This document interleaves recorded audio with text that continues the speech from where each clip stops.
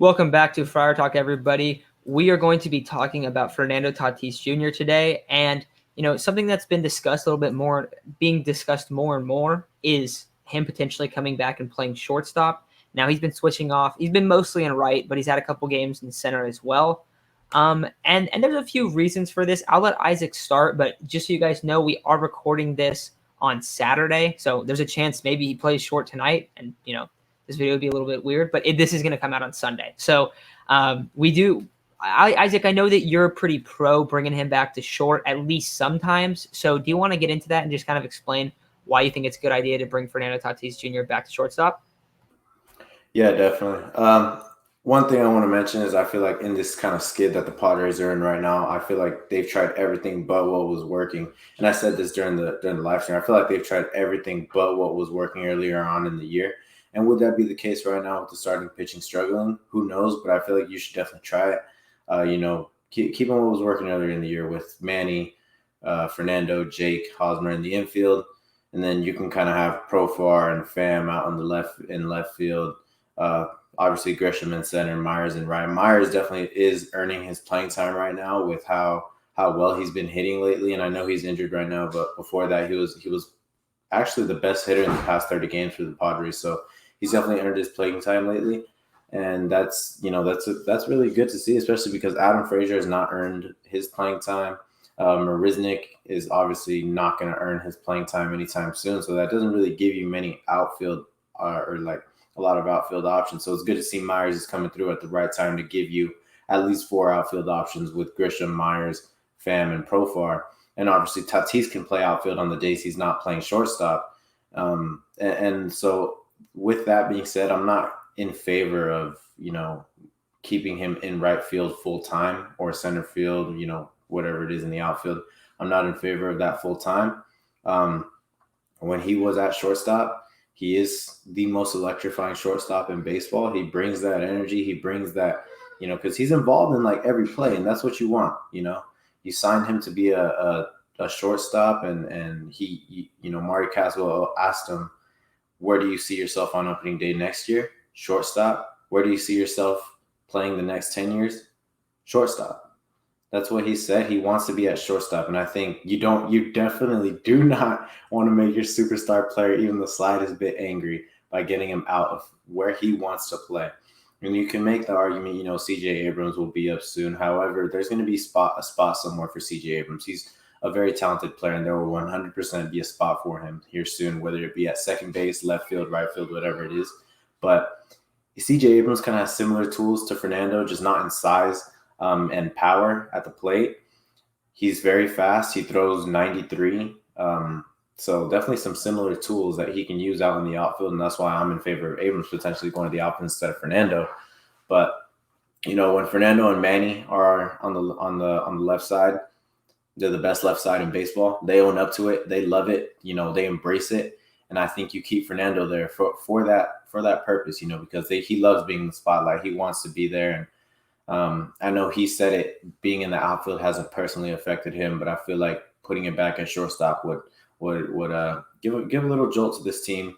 He's able to make those cool plays that he makes. He's able to be involved in every play, and he's able to be the shortstop that we love. I like that. I think there's a lot of fair points being made there. And for anyone that's saying, but the problem is Fernando Tatis Jr. is a terrible shortstop. He's a terrible fielding shortstop. That's not the case. I mean, if you take out 2 weeks of the season, his first 2 weeks where he comes back from injury, outside of that, he's been an above average shortstop. That's how he's graded out. So I don't agree with that. You take 2 weeks after you have a shoulder injury that clearly affected him heavily, and then you're an above average shortstop this year, and last year he was in the Gold Glove shortstop range. I mean, he had, I think it was 1 error over the whole 60 games. I think he played like 50, like low 50s, mid 50s, I think. So he played almost the whole season, and he was fantastic. So, I mean, besides throwing a couple balls that he shouldn't have thrown, he's been spectacular. I like that you also brought up Abrams. A lot of people have said, like, oh, he doesn't really have a spot on this team. I really disagree with that. I think he can absolutely move to a corner outfield spot, and even hasn't played there yet. When did Tatis play right field before like a month ago? There wasn't the case. So I do think that it's really likely that we see him in one of those corner outfield spots, maybe second base as well. If the Padres did move on from Eric Lauer, I think that you could see Cronenworth move to first, and you could see Abrams at second in the future. Maybe Fernando does play in the outfield sometimes, and he mostly plays shortstop, and Abrams also spells him at shortstop on those days off. But I definitely think that either way, Abrams is going to play a little bit of outfield no matter where Fernando's at, to be honest, because there's still Ha-seong Kim, there's Jake Cronenworth, Adam Frazier, and I do expect that CJ Abrams plays in the MLB at some point next year, which means he's probably going to have to play in the outfield at least some. So I think that's a good point. I know some people feel like Abrams doesn't have a spot, but like you said, like he's a very talented player. He's a phenomenal athlete, and I think that his physical tools will help him convert to being a corner outfielder really well. I mean, playing shortstop, in my opinion, is much harder than playing the corner outfield spots. Not trying to knock you, Isaac. I know you played in those spots. But what do you think? Do you think that shortstop is a more difficult position at the MLB level than a corner outfield spot? Because I definitely feel like that's widely thought of. No, absolutely. And the only easy position on the field is first base. Playing both the corner outfield spots, center field. They're still very difficult, but they're a lot easier to play than shortstop, where you have to be involved in every single play. All the bump rotations, all this kind of stuff. You have to know all that kind of stuff, and not only that, you have to be quite possibly the best athlete on the field. So it takes a lot to be a star shortstop, kind of like Fernando is.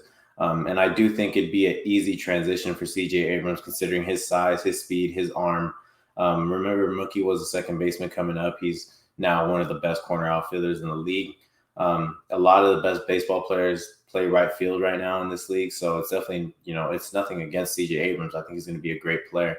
But I've said it before, third base and shortstop are probably the two hardest positions outside of pitching and catching, because I do believe those two, pitching and catching, are very difficult. So in terms of actual position players that are on the field, third base is the hardest. Shortstop is the second hardest. I think center field is the third, just because second base, you have the shortest throw on the field. So, I think CJ Abrams has all the tools to be a Gold Glove outfielder potentially, with his speed, his range, his arm, and I think he can be a great outfielder. So, Matt and I both said, he's got a lot of talent. They're going to make a spot for him for sure. He's just got to keep balling out the way that he was when he was healthy. And when he comes back, I think you get him a lot of spring training reps in the outfield, at shortstop, whatever it is. Because I'm not saying like he's got to be a full-time outfielder. You can definitely have him, come, if Tatis hits the IL, Cronenworth hits the IL, whatever, he could definitely play an infield spot. But I think you get him a lot of spring training reps in the outfield. You get him a lot of at-bats. And I think it could be a really good piece for this Padres team next season. So 2023 outfield, Hassel, Grisham, Abrams. That would be the rangiest outfield in the league. I don't think there would even be a question. That would 100% be the rangiest outfield in the league. That is ridiculous speed across the board. Because Hassel flies. Abrams, obviously, I'm pretty sure he's like an Olympic level runner. He was like in high school, he was like had like a state record. It was something like that. He's really fast. He can fly, and his 60 time was like really high or really low too. Well, I like the idea of that. I do think that Fernando will play shortstop as his career position, but I feel like I don't know. What do you think about this year? I think that it's likely that he's going to play a lot more outfield just because they're trying to preserve his shoulder. Because I do think it. I mean, early on, like it's looked like it has done that. It also feels like the team is. And I don't think this is only because he's not playing short, but they just feel sluggish. And like you're saying, like putting Fernando at short to, double jump in the infield to make a fantastic catch, or make some incredible play to kind of get everyone going. Because we see him do that with the bat. He also does that on the field, and it kind of wakes up the team. I do think that that's missing, but you still want to keep him healthy, and I think that's the reason why they're going to stick with it for the rest of this year. He'll have surgery in the offseason. He might miss a little bit of time, kind of unsure on how long it would be. But then I would expect him, once he's fully healthy, to go back to short. And I think that's why Abrams, like we were saying, is destined to be a corner outfielder or a second baseman. But that's where I'm at on that. Isaac, anything else you want to add? No, not really. I think, you brought up Bobby Barrels, which is what they call Robert Hassel. I think that's a sick name. I think you put him in the corner outfield spot. That's going to be fantastic with CJ Abrams and Trent Grisham.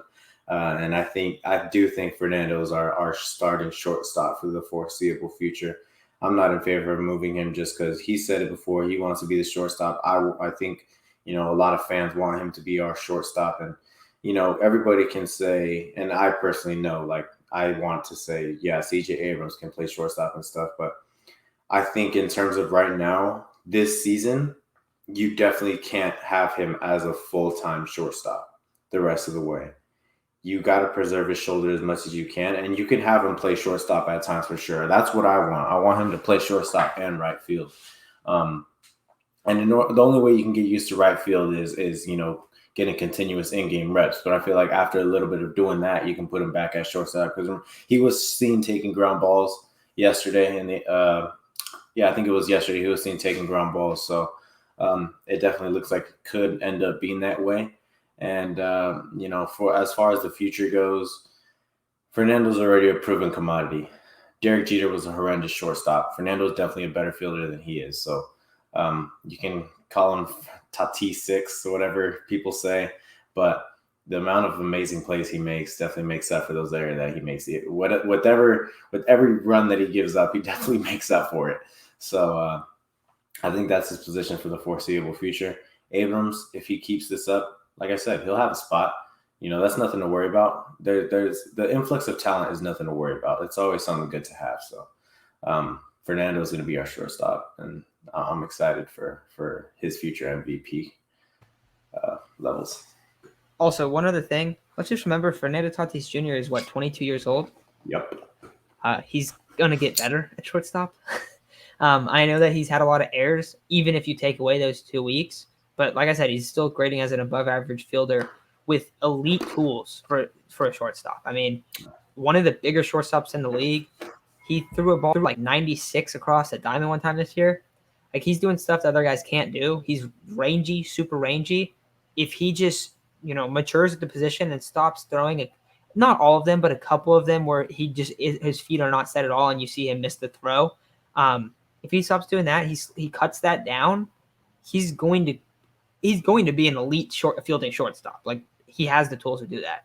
So that's the big question. But even without that, even how he's playing right now, he still grades out as an above-average shortstop if you take away 2 weeks, the 2 weeks after he gets hurt. So that's the way I see it. In 2020, he also showed that through, 60-game season. So I don't know. I'm still confident in him as a fielding shortstop as well. But like you said, you want to see him kind of doing both. I think that's a smart move. So that's where I'm at on it as well. But yes, he's definitely the future shortstop for the Padres for the rest of this, or for maybe not the rest of this year, but the next 13 years. So that's going to do it for today's episode, and we will talk to you guys tomorrow.